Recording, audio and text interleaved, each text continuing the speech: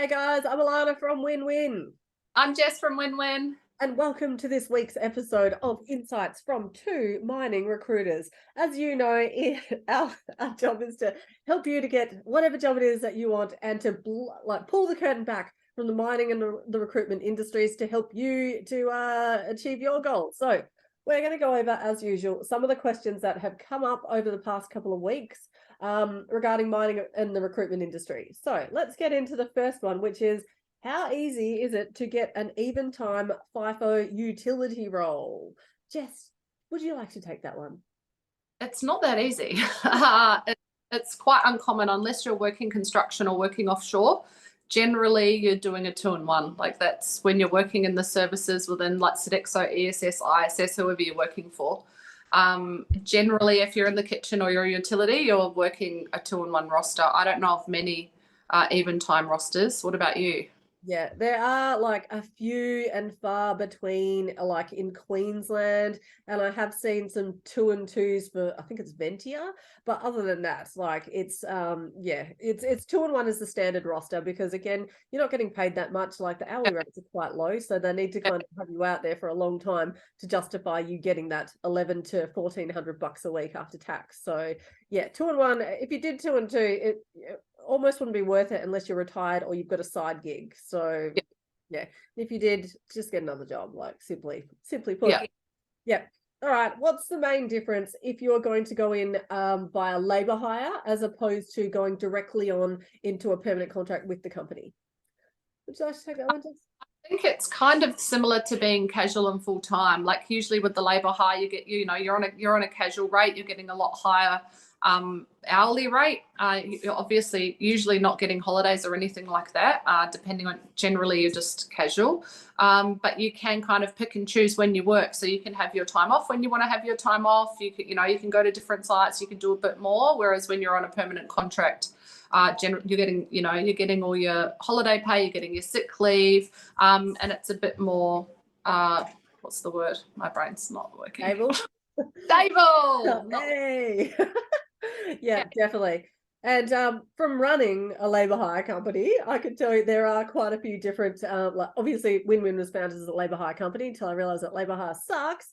So labour hire basically, the labour hire companies rent you as a candidate out to the employer or to their clients. So you do get a slightly higher rate, but you don't have the stability. So labour hire can be great though. Some of the pros are you get to go to different sites, depending though, again, because some different companies, if they've got contracts with, let's say, BHP, Rio Tinto, FMG, then you're going to have to go through the inductions. Then the medicals could be different. So there are a ton of different reasons why they can be really, really good to go in via the labour hire companies. Labour hire companies are more willing to take you on than, let's say, some of the companies like Compass Group straight off the mark. Although it can be like, can be hit and miss sometimes. So really depends on what your goals are. If your first FIFO job is going in as a labour hire company, then like congratulations, because like any foot in the door is a good foot in the door, whether it's with the client or whether it's with the labour hire company. So yeah, look, just go in there, do what you need to do, work out where you want to take your career path, and happy days. But yeah, the money, agreed, it's more within the labour hire companies or within a casual role. So yeah, it just depends on what your goals are. Yes. All right. How do I get an entry level, or is it possible to get an entry level Moxy operator role? Not unless your brother-in-law is the superintendent. And that's for most jobs, actually.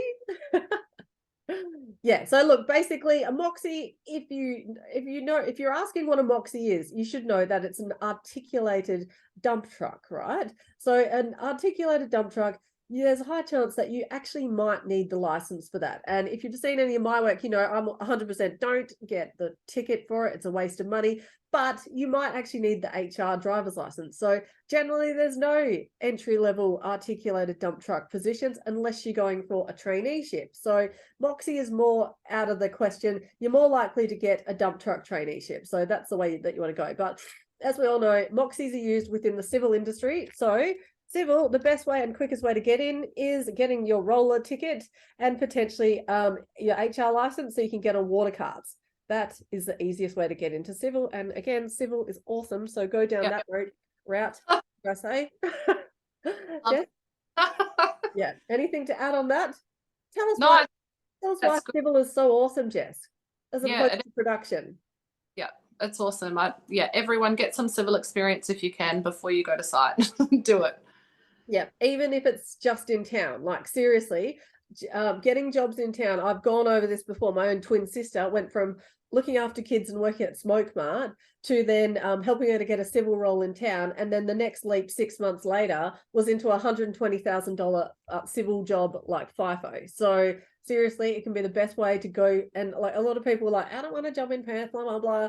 The money is not that great, I'll admit, but still it's about on par with working as a utility or within a utility role. So just depends on the way that you want to take your career.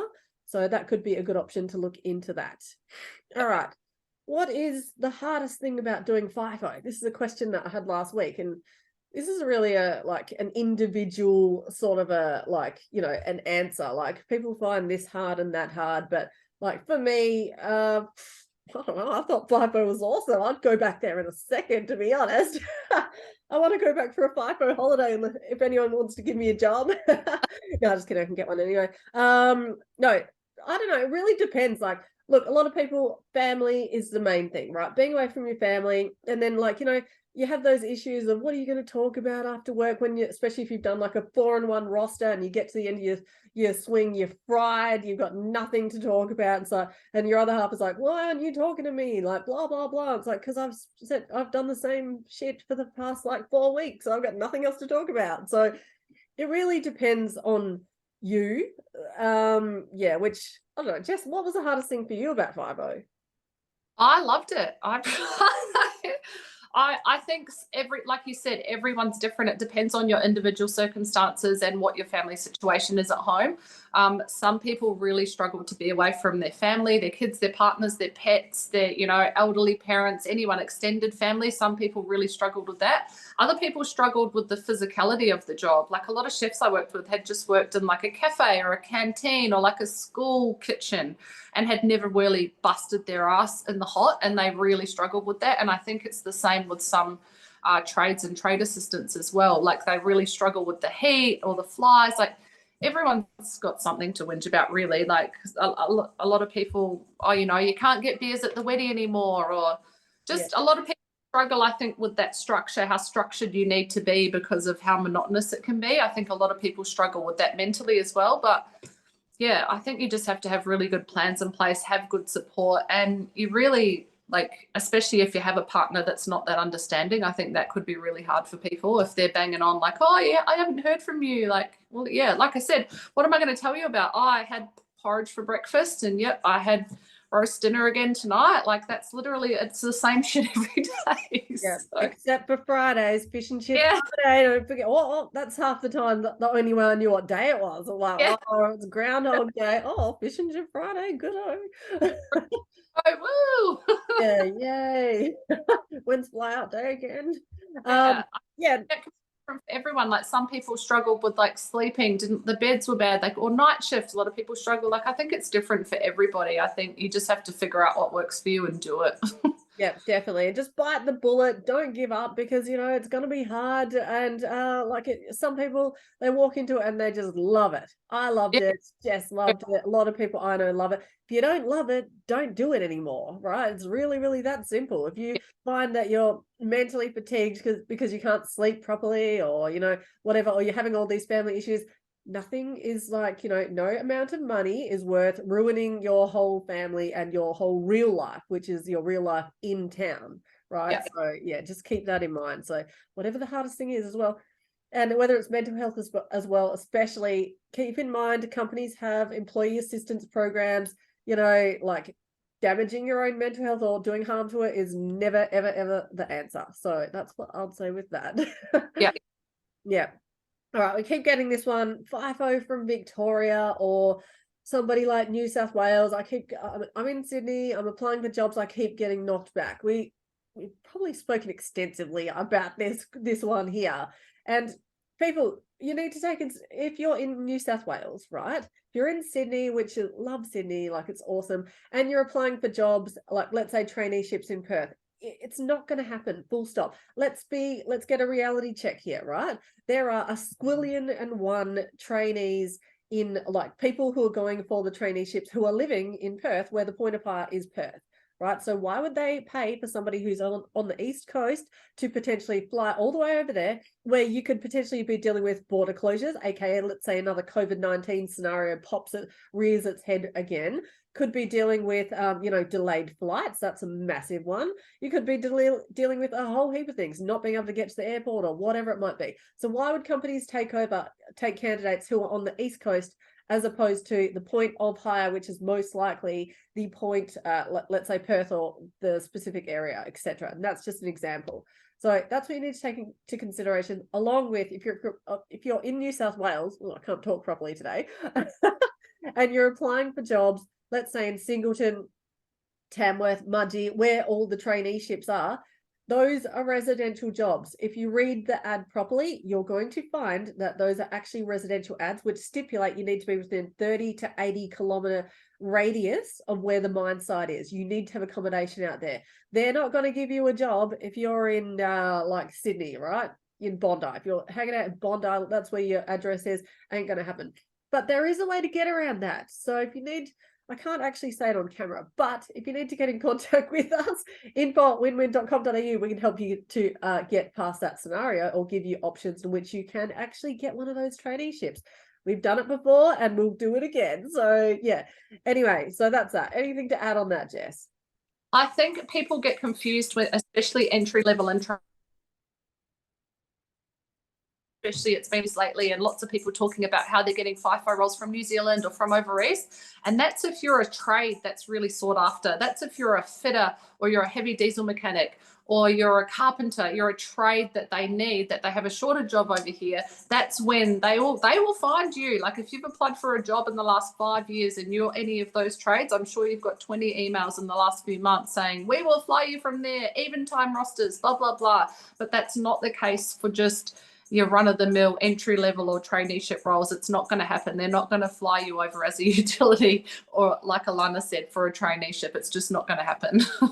Yeah, 100%. And the article just came out. MRL is on the hunt in New Zealand now for people because they cannot get qualified crane operators, like HD fitters, all that sort of stuff. So yeah, that can be like one of the only exceptions if you have a specific trade behind you. But traineeships, entry level utility roles, it's not going to happen. So yeah. One also thing that come up, Jess, is that we've seen a lot lately is, how hard is it to have pets if you're doing FIFO? I think if you're established already, your dog is, I don't think you can do it with cats. I think it's a bit mean to be shipping them around everywhere. But I think if you've got a dog that's growing, you've trained it, it's your dog, it knows you, and it's maybe going to stay with mum and dad, or stay with its auntie and uncle, or going with some of the other family for a short term while you're getting set up, or or if you've got a partner or a housemate at home that looks after them, I think you can make it work. But I think buying a puppy while you're working FIFO and then like boarding it or giving it to friends, I don't think it's fair on the animal. I think it's, I don't think it's fair. Yeah, I agree. Like, go walk dog. Yeah, yeah.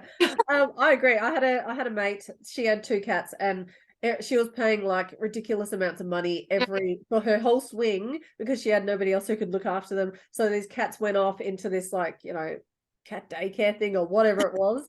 And then she'd have them back for a week. So that, I mean, to me, that would be like a little bit unstable and unfair on the pets. But, like people have different scenarios arise. So she might have had those cats before she got into FIFO. So it really just depends on, again, like Jess said, the support system that you've got around you as to who can actually look after those pets if you do get one, or you get a FIFO job afterwards. But look, one of the things that I've actually said to people is, why don't you just go and help out on your week off at like the animal shelters? They actually look for people who can like have a dog and home that dog for a week, or like a couple of days, or whatever it might be, like just get them out of the system, and so they're not stuck in that concrete jail. So that could be an option if you really, really, really want a pet. So you can make sure, like, get into that routine of potentially walking them, looking after them, to work out whether that pet's right for you in the first place. So that's really the main thing that I'd say on that. I didn't get my pets until after I officially quit FIFO, and that's where I was like, nah, I just couldn't do it, because one, I'd miss the pet too much, and then it's not fair on them. So yeah, depends on your situation, but yeah, that's really all I have to say for that. Jess, anything to add for anyone new to the industry who needs to get in, or whatever? On info@winwin.com.au. Like, we can answer pretty much any question that you've got or any issue you have on trying to, figure out which path to take. We've got an answer for you. So yeah, just get in touch if you have any other questions. There's no reason why you can't get a FIFO job, no matter what your background is.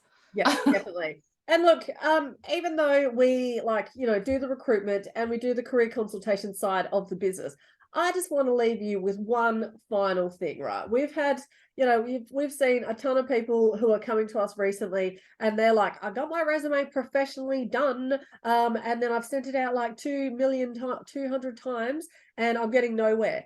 3 things you need to ask that person who is doing your resume. 1, what ATS system, 1, have you used, or 2, are you aware of? I'll try to spit that out. ATS systems, applicant tracking systems. If you're just watching this video for the first time on our YouTube channel, go and check out the videos on resumes, right? Applicant tracking systems are robotic, automated filtration systems which filter resumes before it actually gets to the recruiter's desk. If the person who is writing your resume has no idea what an applicant tracking system is, or they don't have one, then potentially you might want to reassess actually handing over your hard-earned money to them, right? Number 2, do you have an ABN? Do you have an ABN? Right, that's what I'd be asking, because if not, it's not a legitimate business, right? And this can be one way that people get completely burnt. I've seen people, charging exorbitant amounts on Gumtree or on Facebook or whatever. Like, I put some words on a piece of paper, then I got myself like a dump truck traineeship because I'm female. Oops, did I say that? Whoops, I did not. Okay, I meant that. And now I can write resumes for every single person because I know what the keywords are. Doesn't work like that. It's not just keywords, it's format, structure, it's absolutely everything. And if that person can't issue you with a receipt, then quite frankly, you may as well get that money, piss it off down to the toilet or whatever, throw it up and go donate it to the homeless shelter, something like that, right? Seriously. The third question I'll be asking to that person who potentially might be writing your resume is number 3, whoops. How much experience do you actually have in the job that person is writing the resume for, or that industry? This is really important. Again, seriously, I don't care if you don't come through us. We've got a resume server. We've got a whole division of the business that just does resumes, right? But I don't care if you don't come to us, but I don't want to see you get burnt at the same time. So those are 3 questions. Ask that person. If they cannot give you a conclusive answer, or if they're just somebody who can put together some words on a bit of paper, run for the hills, because there's a high chance a year later you're going to probably come back to a business like ours and say, but I got it professionally done. I paid $400 from this professional, and you have sent it out for the past year or 300, 400 times, and you've got nowhere with it. We don't want to see that happening, right? And yeah, that's it. So 3 questions that you need to ask. Anything to add in with that one, Jess? Just have they actually got any recruitment or HR experience as well? Have they actually hired for jobs like this? Have they worked in mining or in a FIFO role or in one of the offices in Perth that hire for FIFO roles? Do they know what the recruiters and the HR are looking for? And if that's another thing, if they don't have that experience and they can't say, yes, I have, and yes, I know exactly what you're looking for, and I know what needs to be in the resume, I know how it needs to be structured, I know how many of each keyword needs to be in there, then it's a no. It's a no from us. Don't do it. And like Alana said, we don't care if you come to us or not. We want you to just have an awesome resume and get an awesome job, but go to someone reputable and make sure that they can answer those questions for you. Yeah, 100%. If they can't, and if you're not going to get a receipt for that mess that you're sending out and is getting you nowhere, then seriously, run for the hills, like I say. Save your money, donate it somewhere. It's easy to get into the industry, and there are a lot of people coming up now who are saying, yeah, I can get you in, like, blah, I like, you know, whatever. But it doesn't mean that they can get you in, right? You need to know about the recruitment industry to be doing this. And unfortunately, it's an unregulated industry. Anyone with a computer can say, I'm a resume professional. Yeah, good on you. But yeah, look, that's it. So hopefully that was helpful, and that was a bit of an impromptu rant on that last bit. But look, we just don't want to see you wasting your money. We want you to get results. If you need help, obviously get in contact with us, info@winwin.com.au. Thanks for watching. In the comments section below, drop in any questions that you might have about the mining, recruitment, resumes, how to get a mining job, how to do this, like what's it like on site, what's the best site to be at, why you should take up your own food in some cases, and etc. If you haven't already done it, subscribe to the YouTube channel. Peace out. Thanks, Jess. See ya.